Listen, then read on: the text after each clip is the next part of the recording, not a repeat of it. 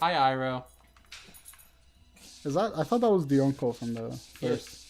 Is it? Yeah. Oh, sweet. 1, 2, 3. 1, 2, 3. 1, 2, uno. Uno, dos, tres, cuatro, cinco, seis. You know what? Fuck it. Close enough. Let's go. We're synchronized. We're ready. All right. Welcome back to Legend of Korra. Hey, and that is Iroh. He's chilling. That is it. He is old as fuck now. It's because he's dead. He's the guardian of the spirit world. Oh, is he? Yeah. So is he like an actual zombie right now? Like a zombie firebender? He's not a zombie. He's a spirit who acts as the guardian of the spirit world. The face that you gave me when you said he's not a zombie was like, God damn it, this asshole. Sorry, my dog's an asshole.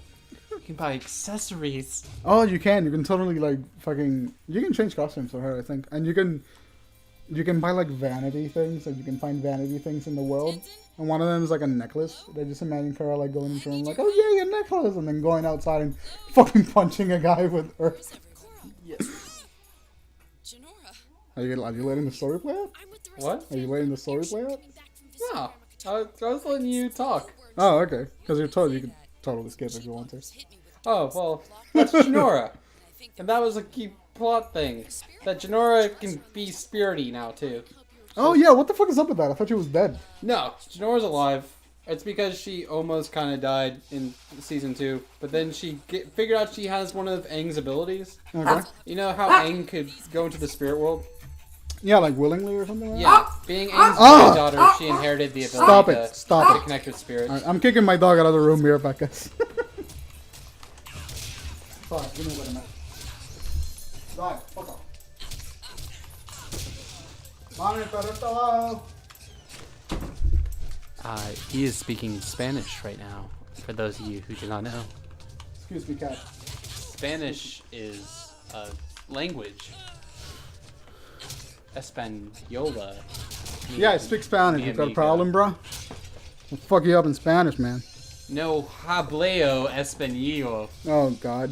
That accent. Then you know that one time I was playing Halo Online, and some asshole heard me talking Spanish, and he legitimately asked me, so how long does it take you to drive to Puerto Rico? And I'm like, what the fuck, man? Like, I legitimately had to stay quiet for a few seconds and process what he said. You're getting your asshole kicked. You're from Puerto Rico, though, right? Yeah, but you can't fucking drive there. It's a fucking island. So that was just an incorrect statement altogether. Yeah, it was super racist and incorrect. It was also isolationist. Yeah, not only... What? Actually, is that a thing? Is that like a Tumblr thing? Isolationist, because I don't know. Yeah, listen, there's everything on Tumblr. Everyone in Tumblr gets offended. It's kind of insane. But this fucking asshole, like, first of all, he implied that I was Mexican, because you can actually drive to Mexico. And second of all, he implied that just because I'm Spanish, I have to be Mexican. And then he stupidly asked me how long it takes to drive there. Well, how long does it?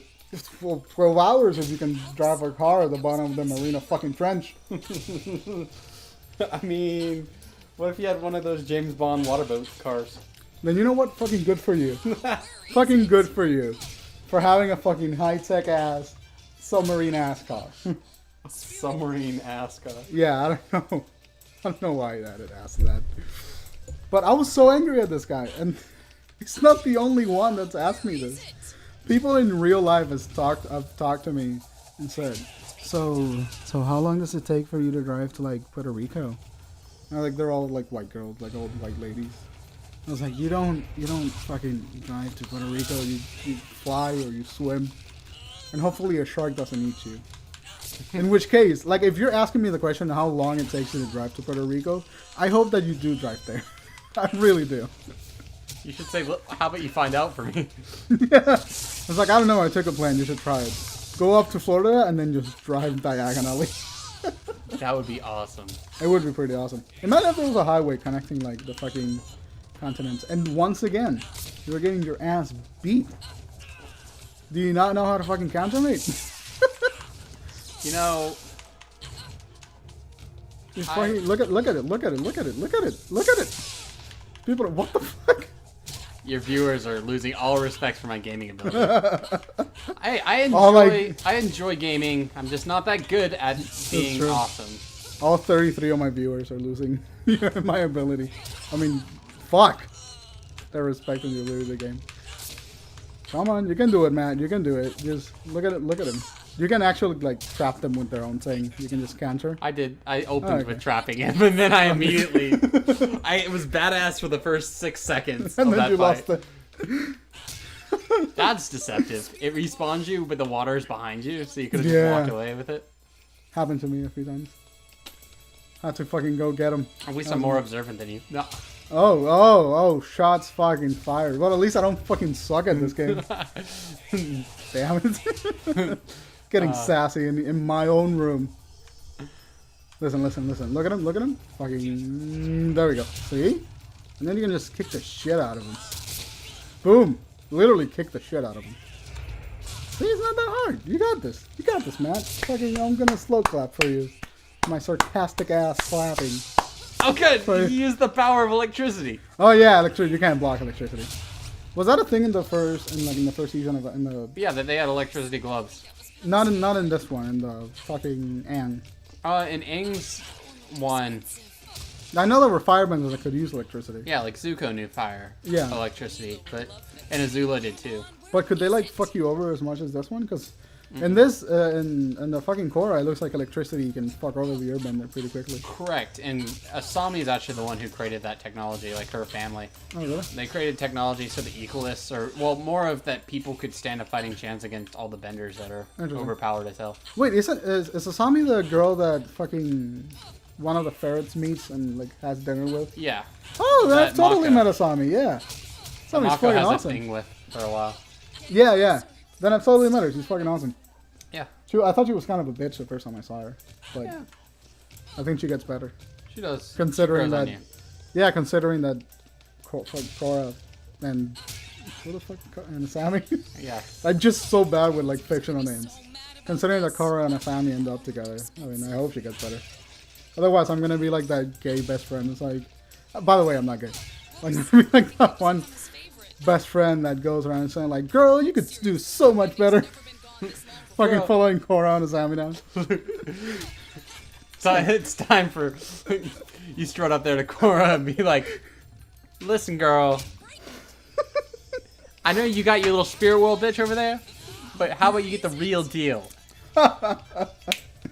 You know, all of those girls. You know that Earthbender bitch that you took down? She is twice. She got that metal bending. You know what that means, right? Like she can bend the elements around you with that metalness. When you get that mercury poison in you, she could get that out of you. I could take this as like a much like worse place. Listen, when you're trying to find some crazies, go better with Azulas. Azulas? What the fuck is that? I mean, you're trading Mako's sloppy seconds. Right wait, now. How does Mako feel about fucking Korra and Asami getting it on?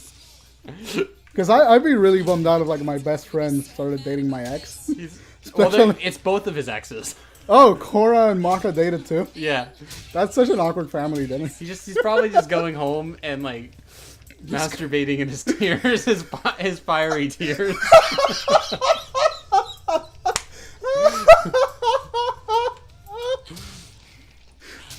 Masturbating in his fiery tears.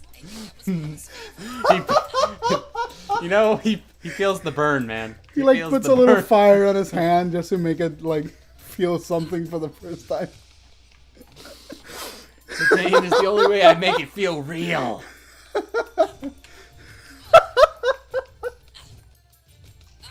Oh man, I did not see that coming. Neither did he, but that was good. That was really good. Well, no, it's like he's using his hand. It's like a blowtorch, also. So it's like he just carves out what he wants. He's crying and jacking off, and he's like on his wall is a picture of Korra and a picture of Asami. Yes. And then he has like a bikini picture that are totally unrelated. Oh no, just Zero Suit Samus, just chilling there. Listen, if there was, be honest with me, if there was like a character like Samus that existed in real life, Would you absolutely get on with that? Like, would you be super attracted to like a mercenary bounty hunter that wears a giant metal suit with a gun for a hand? No. No. Would you not? It's too much for me. When you bust out the plasma whip, it gets way too kinky.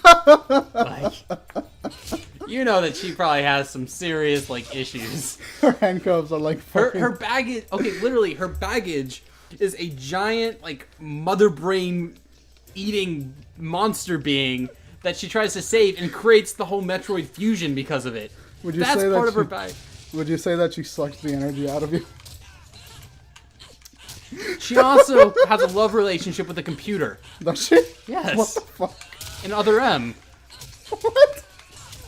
She falls in love with a computer? She thinks he's a real person, but he's a computer. Oh, she got catfish. You know, like her? It's literally like a copy of that. And then Metroid Prime on her, she gets corrupted. Hey, I'm a waterbender now. Oh, yeah, you are. Wait, is Metroid Fusion like her and the giant, like, sucky thing fused together in a suit? Yeah. So how did that happen? Well, no. In Metroid Fusion, it's a new suit. It's what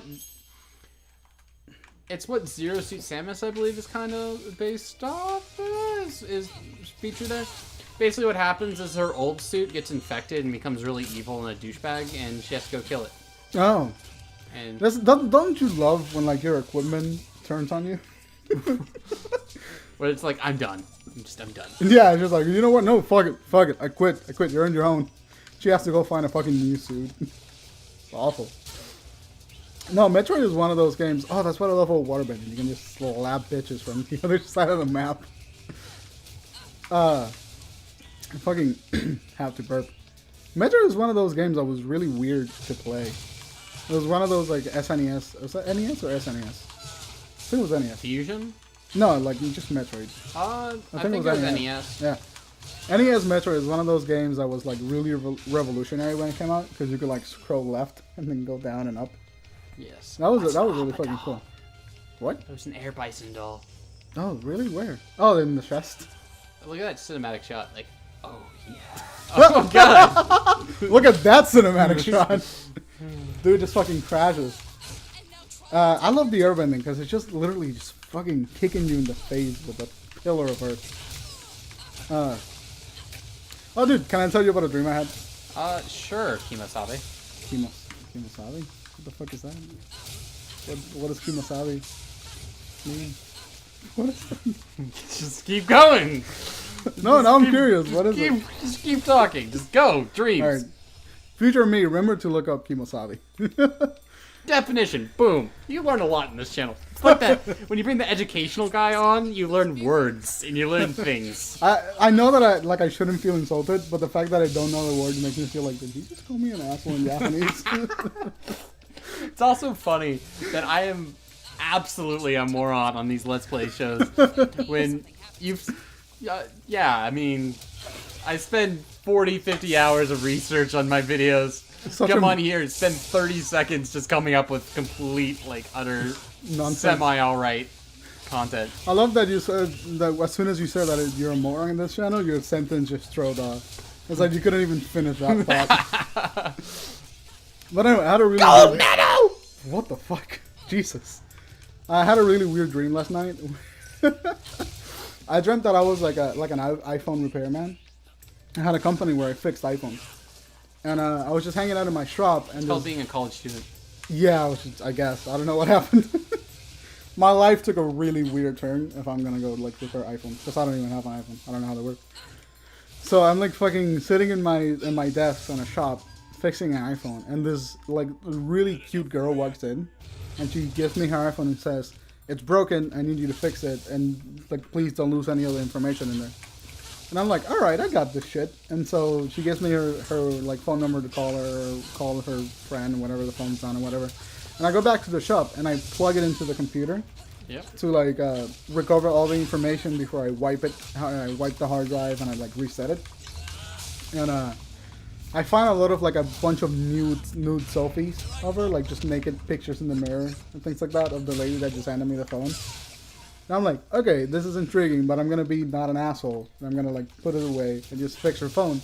But then I realized that pictures that should take like a few megabytes like taking up like a few gigabytes of data in her phone. So I was like, well, that's fucking weird. Why is like a tit pic fucking taking up 5 gigabytes of data on her phone?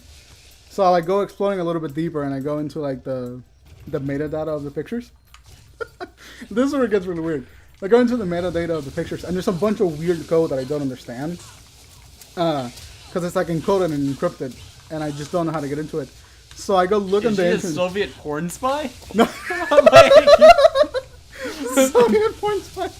Check this out. I'm like fucking looking into the code, and I can't figure it out because it's encrypted. So I go to Google, and after like 6 hours of trying to decrypt this fucking code, I find an encoder that lets me read it. Which I don't know why the fuck someone who would encode 5 gigabytes worth of data can, like, someone can be cracked by a dude fucking Googling how to crack a code. But I did it, and I cracked the code, and what happened, it came up with like a huge report, like military US strategy and shit. And I was so like, a Russian porn spy. check this out, because you're not that far off from the truth. Like, it took a really weird direction. And I was like, holy shit, I found, like, I gotta call the FBI. So I gotta call the fucking FBI.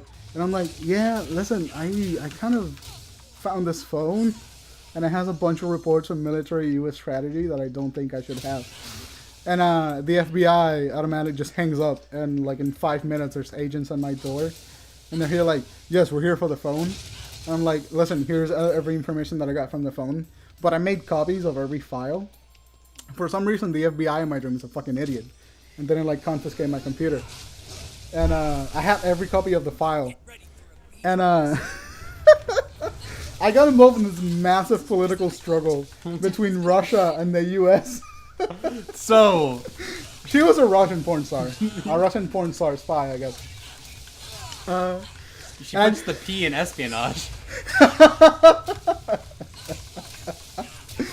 And it just got to the point where the FBI wasn't handling it, because I've seen the girl around, and she was still like walking around and gathering information and shit. And I had it saved up so that everything, I don't know how the fuck I did this. I'm not tech savvy enough to do this shit. But whatever got into her phone would show up on my computer at one point. And like, I'm super creepy in this fucking dream, by the way. So every picture that she took would show up on my computer, and I would get to read like the code, because I already had the encoder for it. And every fucking picture of her was like a fucking report on the U.S. military strategy, like weak points in the octagon and all that shit. And like the FBI... The octagon? Are they gonna have like an MMA battle? Like, what's the fucking... The Pentagon, not the octagon. Fucking Obama and Putin fighting it out in the octagon. Obama and Putin. Yeah. So quit Stalin, bro. Just keep going. Comes back from the dead. Yeah. Stalin never died. He's chilling with Tupac. He's chilling with Tupac, having beers. Like, this is good vodka. That was really racist. This is good. Sorry. Good, Mr. Tupac a day. Tupac a day. So, I keep fucking like spying on this girl, and I realize the FBI isn't doing anything. So I try to take matter into my own hand, and I like confront her about it. And the idea was that I would like arrest her, like a citizen's arrest. But she's a fucking Russian spy. So she just kicked my ass. And just left me there bleeding. And the next thing I know, I wake up in like a really dark warehouse. And she's standing in front of me. And she's like, what do you know? She has a perfect American accent. Like the fucking, she looks just American as hell. She's like blonde and white. And she's fucking interrogating me and like kicking my ass. And then for some reason, from that point on, it skips to like me being in Russia in a cafe with one of like an FBI contact, because apparently they wanted to like send me into Russia, I guess, as an undercover contact, because they don't know who I am. So they like, I think what happened in the dream, I'm putting the things together. I think what happened was the FBI rescued me from the Russian spy and then killed her or captured her and then sent me to Russia as an undercover contact because they didn't know who I was. So I'm in fucking Russia in the middle of like a shitty cafe drinking this disgusting coffee. And like tasted like if you put like the coffee filter and you put like someone's underwear that hasn't been washed for like a year. Yes. That's the coffee filter. And then I'm sitting there and fucking Putin comes, like Putin himself. enters the cafe, looks at me, and he like puts his his 2 fingers on his eyes, points at me, and says, "That is American. Send them to Gulag."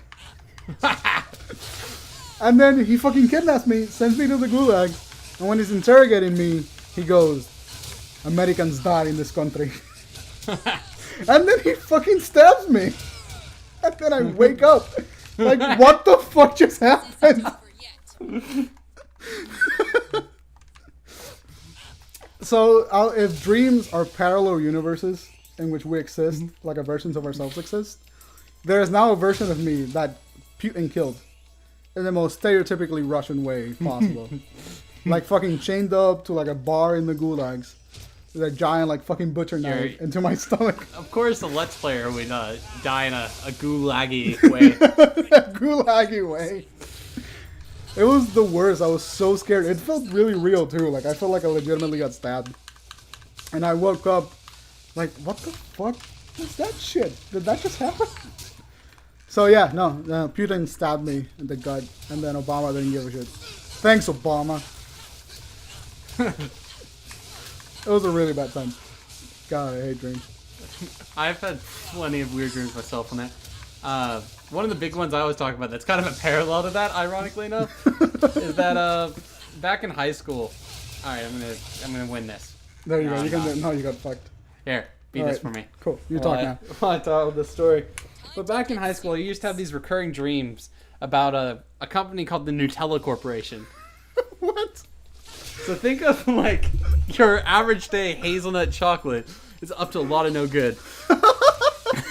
Like poisoning hazelnuts, George.